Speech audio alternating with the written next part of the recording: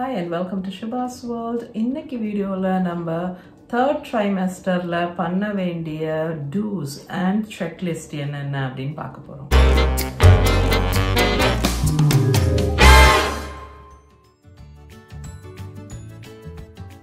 டீடைல்ஸ்க்கு போறதுக்கு முன்னாடி shout out time.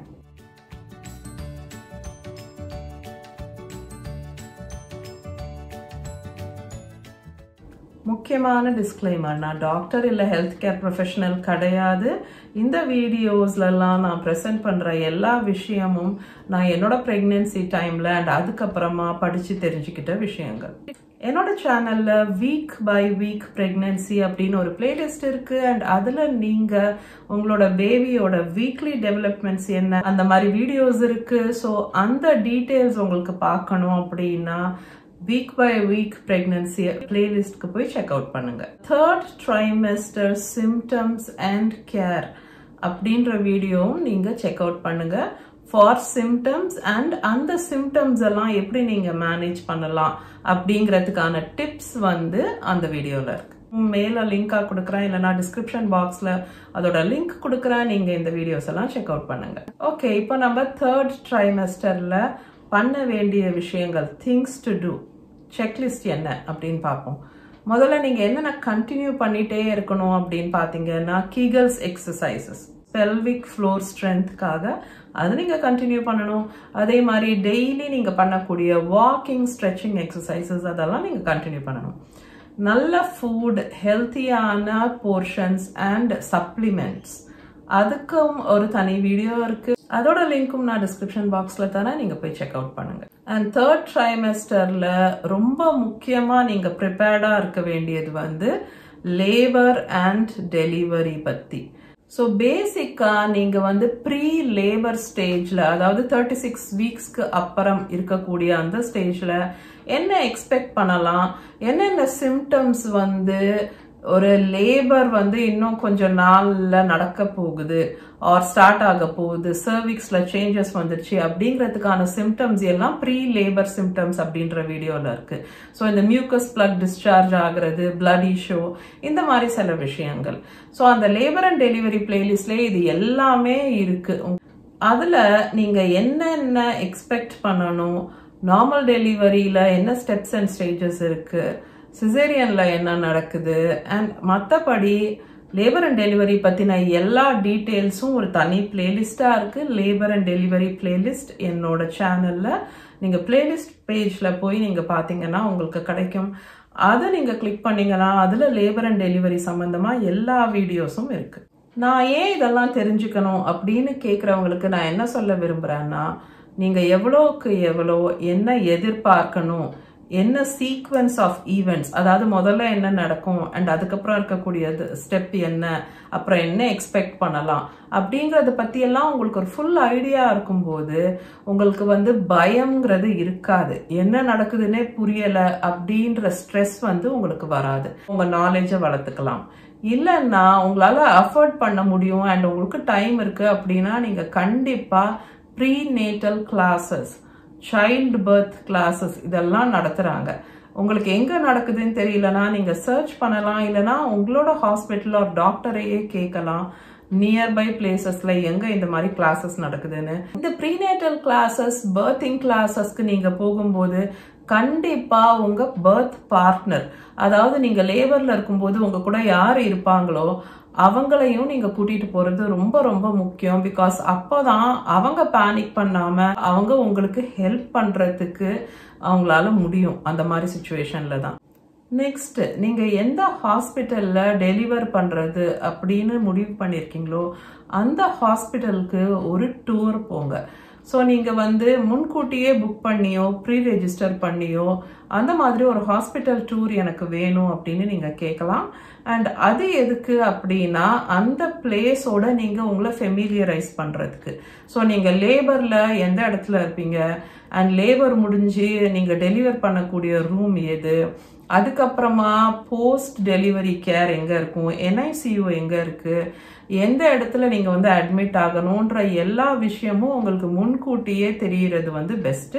So ஒரு ஹாஸ்பிட்டல் டூர் ஒன்று கேட்டு புக் பண்ணி நீங்க கண்டிப்பா உங்க பார்ட்னரோட போய் பாருங்க.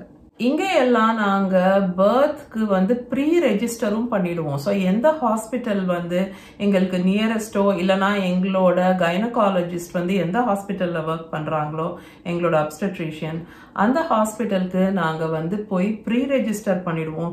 ஸோ ஹாஸ்பிட்டல் டூர் பண்ணி எந்த இடத்துல போகணும், நம்ம லேபர்ல வரும்போது எங்க அட்மிட் ஆகணும், எந்த ஃப்ளோருக்கு போகணும் அப்படின்ற டீட்டெயில்ஸ் மட்டும் தெரிஞ்சுக்கிறது இல்லாம என்னென்ன ஃபெசிலிட்டிஸ் இருக்கு, லேபர்ல வந்து சுடு தண்ணியில பாத் டப்ல இருக்க முடியுமா, என்ன மாதிரி சப்போர்ட் இருக்கு, என்ன மாதிரி ஃபெசிலிட்டிஸ் இருக்கு, இது எல்லாமே நாங்க முன்கூட்டியே பார்த்துக்குவோம். அண்ட் ப்ரீ ரெஜிஸ்ட்ரேஷனும் பண்ணிடுவோம். ஏன்னா லேபர் பெயின்ல நம்ம வரும்போது அந்த மொமெண்ட்ல உட்காந்து நீங்க வந்து ஃபார்ம்ஸ் எல்லாம் ஃபில் பண்ணிட்டு இருக்க முடியாது, இல்ல உங்க பார்ட்னர் வந்து உங்களுக்கு சப்போர்ட் பண்றதுக்கு பதிலாக பேப்பர் ஒர்க் பண்ணிட்டு இருக்க முடியாது. அதனால இங்கெல்லாம் நாங்க ப்ரீ ரெஜிஸ்டர் கூட பண்ணிக்கிறோம். ஸோ லேபர்ல போகும்போது நம்ம நேரா போய் அட்மிட் ஆயிடலாம். அது மட்டும் இல்ல, இந்த மாதிரி ஹாஸ்பிட்டல் டூர்னு நீங்க போகும்போது என்னென்ன ஃபெசிலிட்டிஸ் அவைலபிளா இருக்கு, பெயின் ரிலீஃப்காக எவ்வளோ அனஸ்தீசியாலஜிஸ்ட் இருக்காங்க, இன்கேஸ் உங்களுக்கு எபிடியூரல் வேணும்னா எவ்வளோ நேரம் வெயிட் பண்ண வேண்டி இருக்கும், NICU கேர் எந்த அளவுக்கு நல்லா இருக்கு, ஹாஸ்பிட்டலோட பாலிசிஸ் என்ன லெவல் ஆஃப் சிசேரியன்ஸ் அங்க நடக்குது அண்ட் எந்த அளவுக்கு நார்மல் டெலிவரிஸ் நடக்குதுன்னு இந்த மாதிரி நிறைய விஷயங்கள் நீங்க வந்து டூர் பண்ணும்போது உங்களுக்கு பார்க்கறதுக்கு கிடைக்கும். அண்ட் அது தவிர நீங்க ஆன்லைன்லயும் வந்து ரிசர்ச் பண்ணலாம். நெக்ஸ்ட் வந்து நீங்க ஒரு பர்த் பிளான் ஒன்று கிரியேட் பண்ணணும்.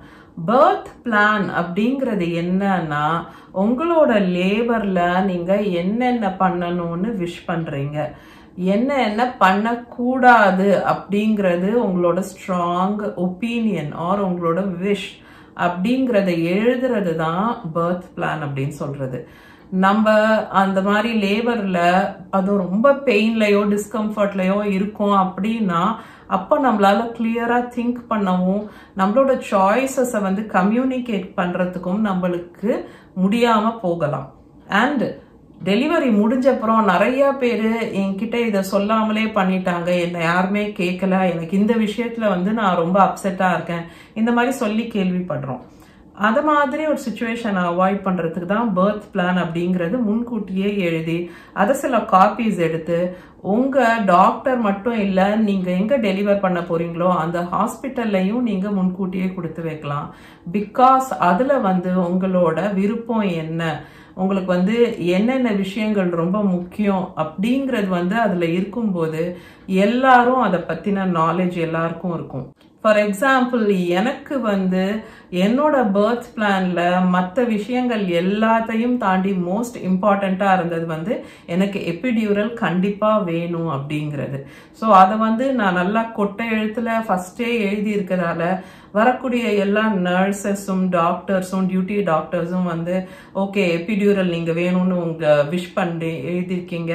ஸோ கண்டிப்பா ஒரு 4 சென்டிமீட்டர்ஸ் கிட்ட வரும்போது 3-4 சென்டிமீட்டர்ஸ்னு வரும்போது நாங்கள் உங்களுக்கு எபிடியூரல் கொடுத்துடுவோம் அப்படிங்கறத வந்து ஒருத்தரும் வரும்போது நோட் பண்ணிட்டே தான் இருந்தாங்க. சில பேருக்கு வந்து குழந்தை பிறந்த உடனே அப்படியே என்னோட செஸ்ட்ல போடணும், குழந்தைய யாரும் தூக்கிட்டு போக கூடாது, குழந்தைய கிளீன் பண்றேன் அப்படின்னு சொல்லிட்டு எடுத்துட்டுலாம் போக கூடாது அப்படின்னு சில பேருக்கு இருக்கலாம். ஸோ ஒவ்வொருத்தருக்கும் ஒரு விஷஸ் இருக்கும், ஒரு ப்ரையாரிட்டி இருக்கும். ஸோ உங்க விஷயம் என்ன அப்படின்னு கிளீனா எழுதி ரைட்டிங்ல உங்க பர்த் பிளான்ல நீங்க முன்கூட்டியே கொடுத்துருங்க. Next one, hospital bag pack பண்றது. இது வந்து ஆக்சுவலா நீங்க 32 வீக்ஸ்க்கு அப்புறமே பண்ணிடணும் அப்படின்னு சொல்றாங்க. ஒரு செப்பரேட் வீடியோ இருக்கு ஹாஸ்பிட்டல் பேக் பேக் பண்றது பத்தி. நான் அதோட லிங்க்கும் வந்து டிஸ்கிரிப்ஷன் பாக்ஸ்ல கொடுக்குறேன், நீங்க போய் செக் அவுட் பண்ணுங்க. இது வந்து ரொம்ப முக்கியமான விஷயம்.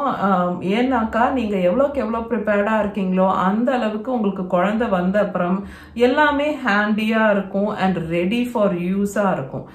நெக்ஸ்ட் ஒன், உங்களுக்கு ஓல்டர் சில்ட்ரன் இருக்காங்க அப்படின்னா, உங்களுக்கு ஆல்ரெடி குழந்தைங்க இருக்காங்க அண்ட் இது 2nd or 3rd பிரெக்னன்சி அந்த மாதிரி சுச்சுவேஷன்ல, இல்ல உங்க வீட்டுல வந்து பெட்ஸ் இருக்காங்க, அவங்களையும் ப்ரிப்பேர் பண்ண வேண்டியது ரொம்ப முக்கியம். இதுக்கும் கூட ஒரு வீடியோ இருக்கு, how to prepare your child for a sibling அப்படின்னு சொல்லிட்டு. நான் அதுவும் உங்களுக்கு லிங்க் வந்து டிஸ்கிரிப்ஷன் பாக்ஸ்ல கொடுக்குறேன்.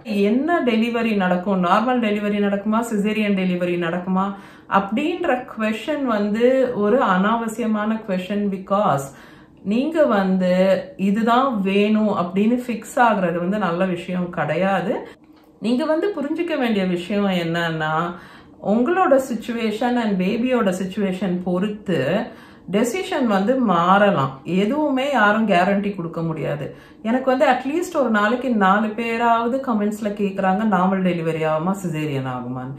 இது வந்து சொல்றதுக்கு நான் யாரு அப்படின்ற மாதிரி எனக்கு இருக்கும். இது நீங்க உங்க டாக்டர் கிட்ட கேட்டீங்கன்னாலே, unless it is a planned caesarean, அவங்களால கேரண்டி கொடுக்க முடியாது உங்களுக்கு நார்மல் டெலிவரி தான் நடக்கும் அப்படின்ட்டு. ஸோ அதனால ஒரு ஓப்பன் மைண்டோட அப்ரோச் பண்ணுங்க. எல்லாருக்கும் தேவை ஒரே ஒரு விஷயம் தான், ஒரு சேஃபான டெலிவரி அண்ட் நீங்களும் குழந்தையும் ஹெல்த்தியா இருக்கணும். அதுக்கு என்ன பண்ணணுமோ அதை வந்து அந்த டாக்டர் அந்த மூமெண்ட்ல பண்ணுவாங்க. அப்புறம் நீங்க லேபர் அண்ட் டெலிவரி பத்தி தெரிஞ்சுக்கிற மாதிரியே post partum care, newborn care, breast feeding basics இதை எல்லா பத்தியும் தெரிஞ்சுக்கணும். பிகாஸ் இது பத்தி தெரிஞ்சுக்கிறதுக்கு உங்களுக்கு டெலிவரிக்கு அப்புறம் டைமே இருக்காது. அதனால பேபி வர்றதுக்கு முன்னாடியே இதை பத்தி எல்லாம் தெரிஞ்சுக்கிறது பெஸ்ட். இன்கேஸ் நீங்க சைல்ட் பர்த் கிளாஸஸ் போனீங்க, ப்ரீநேட்டல் கிளாஸஸ் போனீங்கன்னா உங்களுக்கு ஓரளவுக்கு இதை பத்தி கவர் ஆகிறதுக்கு வாய்ப்பு இருக்கு. இல்லைன்னா நீங்க பிரெஸ்ட் ஃபீடிங் பேசிக்ஸ் வந்து கிளாஸஸ் போனாலும் சரி, இல்லைனா வீடியோஸ் அண்ட் புக்ஸ் அப்படின்னு பார்த்து கரெக்டான position for feeding, correct latch எப்படி, பிரெஸ்ட் கேர் எப்படி, போஸ்ட் பார்ட்டம் கேர் எப்படி, உங்களுக்கு டெலிவரிக்கு அப்புறம் ஸ்டிச்சஸ் எப்படி கேர் பண்ணணும், இது எல்லாம் பத்தி முன்கூட்டியே தெரிஞ்சு வச்சுக்கோங்க. பிகாஸ் டெலிவரிக்கு அப்புறம் உங்களுக்கு டைமும் இருக்காது, எனர்ஜியும் இருக்காது. நெக்ஸ்ட் 36 வீக்ஸ் நீங்க வந்த அப்புறம் நீங்க வந்து டெய்லி பேரிச்சம்பழம், அதாவது டேட்ஸ்னு சொல்றாங்க இல்லையா, பேரிச்சம்பழம், அது வந்து சாப்பிடுறது ரொம்ப நிறைய பெனிஃபிட்ஸ் கொடுக்குது அப்படின்னு கண்டுபிடிச்சிருக்காங்க. இந்த பேரிச்சம்பழம் வந்து சைஸுக்கு ஏத்த மாதிரி ஒரு நாளைக்கு 4ல இருந்து 6 பேரிச்சம்பழம் நீங்க சாப்பிடலாம். அது வந்து லேபருக்கு உங்களோட சர்விக்ஸை வந்து ப்ரிப்பேர் பண்ணுதுன்னு சொல்றாங்க.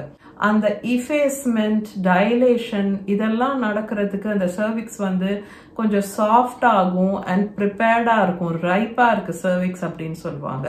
ஸோ அந்த மாதிரி ரைப்பன் ஆகிறதுக்கும் அந்த சர்விக்ஸ் வந்து ப்ரிப்பேர் ஆகிறதுக்கும் வந்து ரொம்ப ஹெல்ப்ஃபுல்லா இருக்கு இந்த பேரிச்சம்பழம். அண்ட் டயட்டை பொறுத்த வரைக்கும் இது வந்து பெஸ்ட் ஸ்நாக் இந்த மாதிரி ஸ்டேஜஸ்ல. பிகாஸ் உங்களுக்கு ஆல்ரெடி ரொம்ப லோ எனர்ஜியாகவும் டயர்டாகவும் ஈஸியா ஆகக்கூடிய அந்த 36 வீக்ஸ்க்கு அப்புறம் இருக்கக்கூடிய அந்த ஸ்டேஜஸ்ல அந்த பேரிச்சம்பழம் நீங்க எடுத்துக்கும் போது அது ஒரு இன்ஸ்டன்ட் எனர்ஜி கொடுக்குது.